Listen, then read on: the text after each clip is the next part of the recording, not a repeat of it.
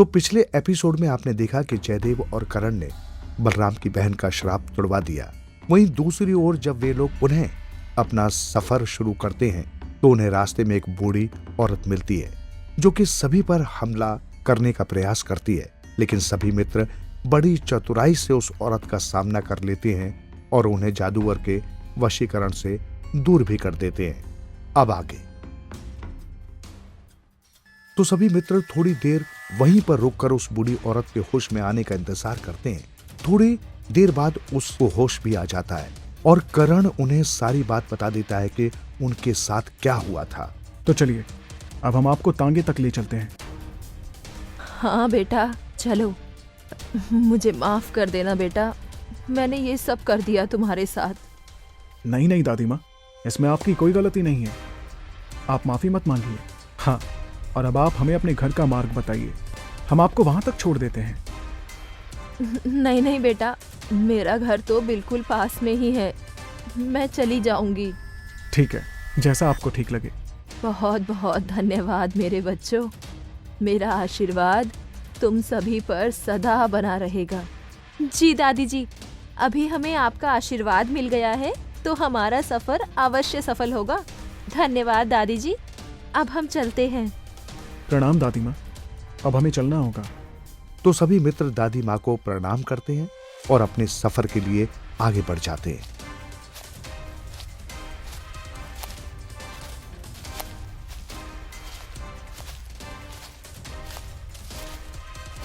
अब हमें उत्तर दिशा की ओर चलना चाहिए, लेकिन रास्ते में एक माया नगरी है, इसलिए हमें थोड़ा सावधानी से चलना होगा। वहाँ पर कुछ भी हो सकता है। ठीक है राजकुमारी जी। हमें और कितनी दूर जाना होगा राजकुमारी जी? बुलबुल, अभी तो मैं इस बारे में कुछ नहीं कह सकती, लेकिन अभी बहुत से पड़ाव बाकी हैं। इसका मतलब बहुत सी मुसीबतें भी बाकी हैं। हाँ जयदेव, मैं तुमसे झूठ नहीं बोलूंगी, लेकिन ये सच है। लेकिन आप चिंता मत कीजिए राजकुमारी जी, करण और जयदेव बहुत ही हिम्मत वाले हैं, ये सब कर लेंगे। हाँ राजकुमारी जी, करण और जयदेव दोनों ही आपको सही सलामत पहुंचा देंगे। तो थोड़ी देर सफर करने के बाद वो लोग उसी माया नगरी में पहुंच जाते हैं। वो जगह काफी बंजर थी और दूर दूर तक कोई व्यक्ति नहीं दिखाई दे रहा था। अगर कुछ दर्शित हो रहा था तो वो ये था कि सिर्फ बड़े बड़े पत्थर और सूखी जमीन। तभी सभी को अचानक से एक आदमी के रोने की आवाज सुनाई देती है,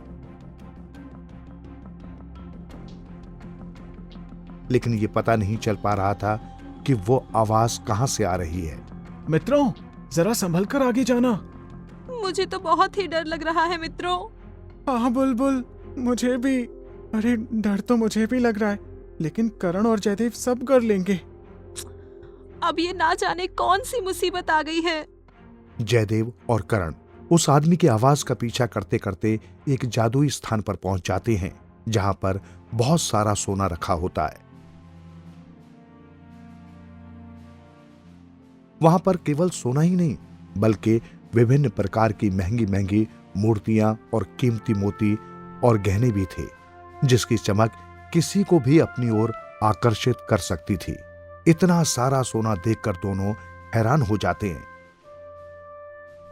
और जयदेव सभी मित्रों को आवाज लगाकर वहां पर बुला लेता है। देखो दोस्तों, ये एक माया नगरी है और हो सकता है कि ये किसी की चाल हो, क्योंकि ऐसी माया नगरी में तो विभिन्न प्रकार के राक्षस घूमते रहते हैं जो कि इंसान पर प्रहार करके उन्हें जिंदा ही अपना भोजन बनाना चाहते हैं।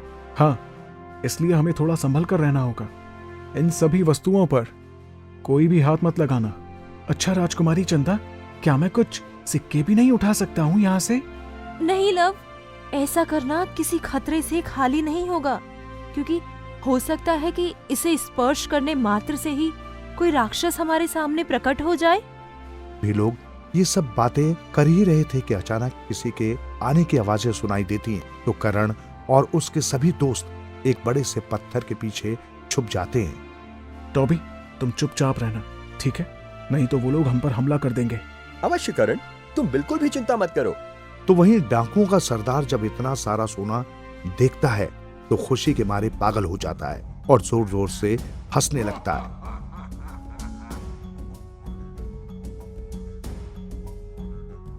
और इन लोगों को इस बात का बिल्कुल भी आभास नहीं था कि इन लोगों के सामने कौन सी मुसीबत अब आने वाली है।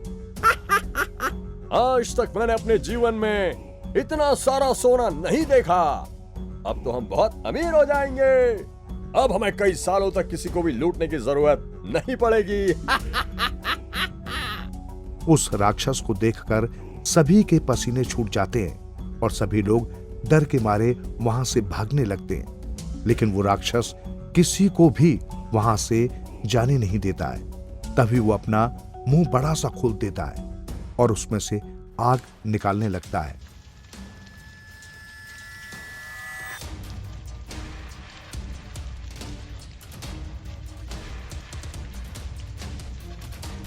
और जैसे ही करण ये देखता है, वो अपनी उस जादुई अंगूठी का इस्तेमाल करता है और चारों ओर एक जादुई रक्षा कवच उत्पन्न हो जाता है।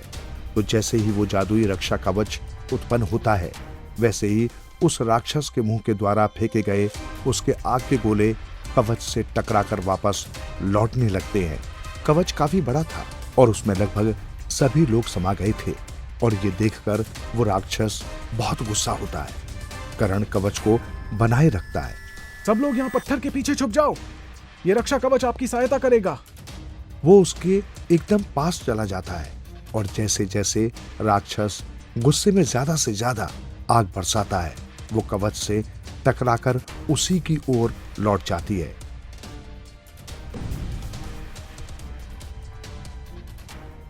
और कुछ देर में वो उससे जलने लग जाता है। तो जैसे ही राक्षस की मृत्यु हो जाती है, वैसे ही वहां पर रखा सारा सोना और जेवर गायब हो जाते हैं। ये क्या, सब कुछ गायब हो गया, एक सिक्का भी नहीं बचा। हाँ, मैंने तो तुमसे पहले ही कहा था कि ये माया नगरी है, यहाँ सब एक जाल होता है। तो वहीं दूसरी ओर करण और उसके मित्रों की बहादुरी को देखकर सभी डाकू बड़े अचंभित हो जाते हैं। करण, तुम ठीक हो ना? मैं बिल्कुल ठीक हूँ। और आप सब ठीक है ना? हाँ, हम ठीक हैं। आपने हमारी जान बचाई, इसके लिए बहुत बहुत धन्यवाद मेरे मित्र। आप बताइए, हम आपकी किस तरह सहायता कर सकते हैं? तभी उनमें से एक डाकू गुस्से में आकर तलवार निकाल लेता है और करण के सभी दोस्त सब घबरा जाते हैं।